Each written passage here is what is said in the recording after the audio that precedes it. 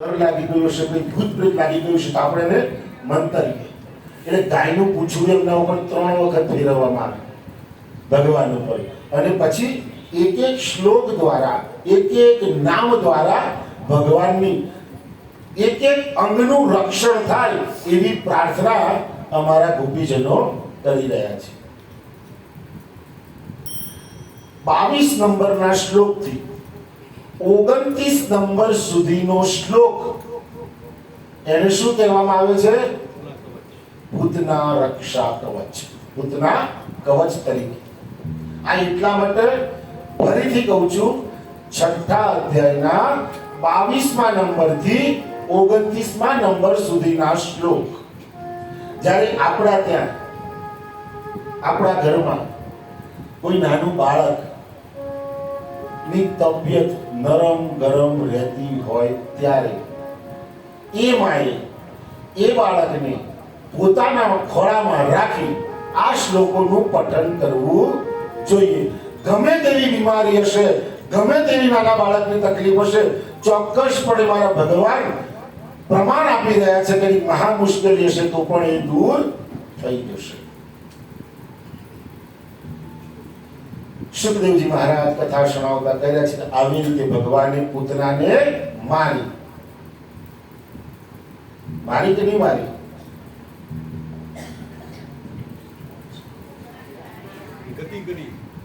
આ તો બોલો તો ખરા કોઈ, એટલે મને ખબર પડે કે ભગવાને કર્યું શું.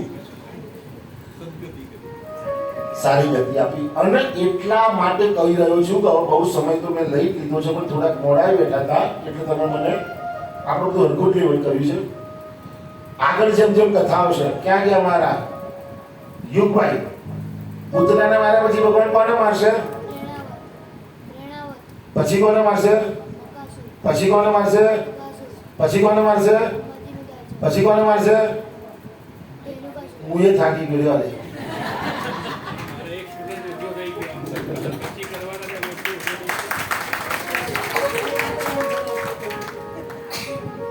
એટલા માટે બોલાવું છું કે તમે ભાગવતજીમાં પણ જોશો, હવે આવશે સટ્ટાસુર વધ, તૃણાવધ, બકાસુર વધ, અઘાસુર વધ. તો ખરેખર પૂતના વધ હોવું જોઈએ કે ના હોવું જોઈએ? પણ શ્રીમદ ભાગવતજીની અંદર 6થા અધ્યાયનું નામ તમારે ઘરે જઈને જોવાનું. ત્યાં શું લખેલું છે? પૂતના વધ નહીં, પણ પૂતના મોક્ષ. શું લખ્યું છે ત્યાં? ભગવાને પૂતનાનો વધ કર્યો નથી. આ એક કારણ એવું હતું આંખ મીચવાનું. ભગવાને આ કેમ મીચી? ભગવાન વિચાર કર્યો કે આવી રહી છે 6 કોણ, ભાવના સારી છે પણ એની નિયતિ પાછી ખરાબ છે. એટલે ભગવાને વિચાર કર્યો, 2 મિનિટ માટે આંખ બંધ કરી પેલા જોઈ દેવા દે. એટલે પછી એને કોણ યાદ આવ્યું? હવે બલિરાજા યાદ આવ્યા. એટલા માટે પણ આંખ બંધ કરી હતી.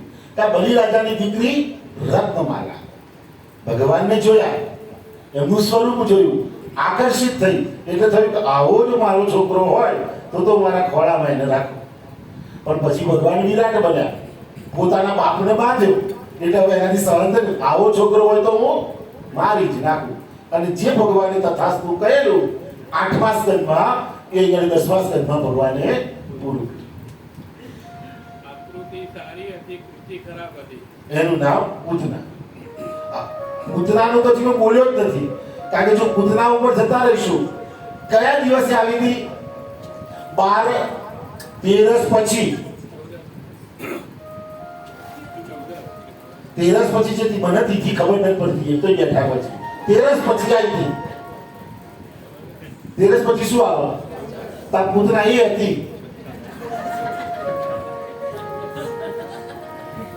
કયા દિવસે આવી? 14 દિવસે. રામજીનો વનવાસ અને આ પૂતનાને ભેગા કરી શકાય એવું છે. રામજીનો વનવાસ કેટલા? કામ પણ 14 પ્રકારનો બતાવ્યો છે. હવે પુત્રની વાત આપણે કૃતિના આકૃતિ કીધી છે તો થોડું વધારે કહીએ આપણે. પૂતના કહેવાય કોને? સોળે શણગાર સજેલું હોય એટલે કાયા સુંદર પણ કાળજુ ખરાબ, એનું નામ પૂતના.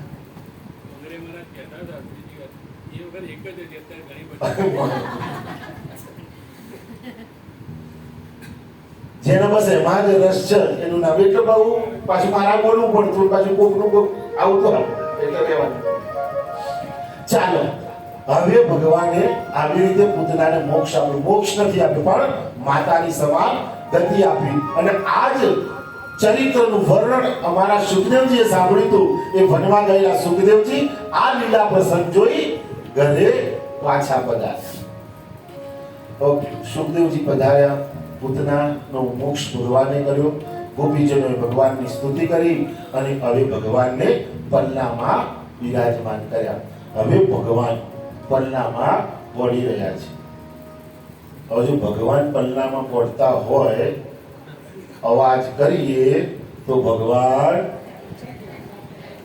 એટલે હવે કોઈએ અવાજ કરવાનો નહીં. મોડું થઈ ગયું છે એટલે અહીંથી અમે પહેલા દોડી બેસી જઈએ. થોડી વારમાં તમે લોકો આવી જાઓ એટલે હવે અવાજ બંધ કરી હું જે પણ ધીરે ધીરે બોલાઈ દઉં. બોલો કૃષ્ણ કનૈયા. મારો સાંભળે તમારે તો મોટેથી બોલવી પડે.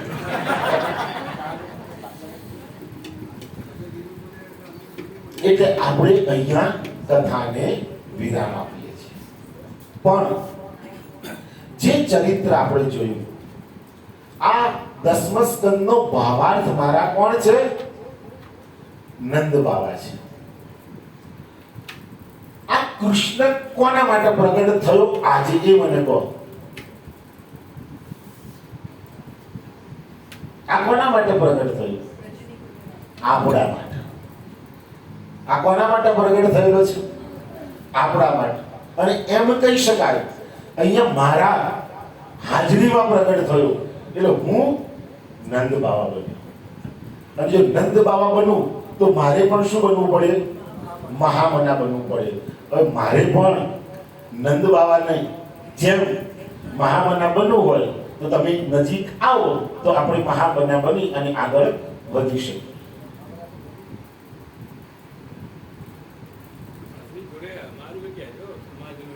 ભાઈ, નંદ બાવાએ પહેલી લીટીમાં કહ્યું છે કે એમણે વિપ્રોનું સન્માન કર્યું.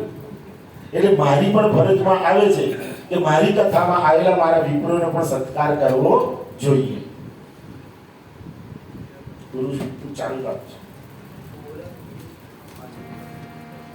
હરિ ઓમ સહસ્ર શીરેખા પુરુષા સહસ્રાક્ષા સહસ્રપાદ સભૂમિકો સર્વદસ્પૃતમાત્યતિષ્ઠદશાંગુલમ એવેદક્કો સર્વં જતભૂतं જચ્ચ ભાવ્યં મા ઉદાપ્રગતવશેષનો જરનેણાતિરોહતિ એતાવાનસ્ય મહિમાતો જાयांश પુરુષः પાદોસ્ય કેશવા ભૂતાનિત્રિપાદસ્ય મૃદન્દિવી ઉદય પુરુષः પાદોસ્યેહાવદ્ગુણः તતો વિક્રમત્સસનાનસરે તતો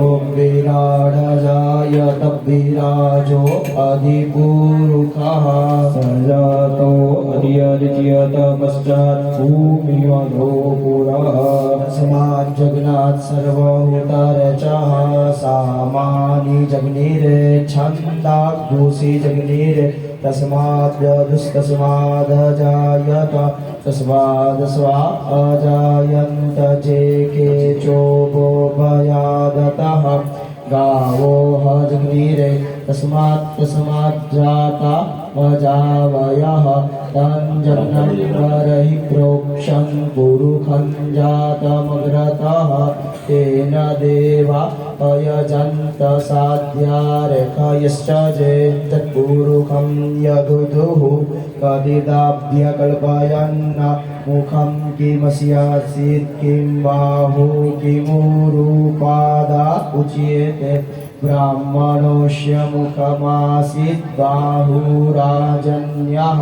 कृतः ऊरु तद्वैश्यः पदव्यां भूशूद्रो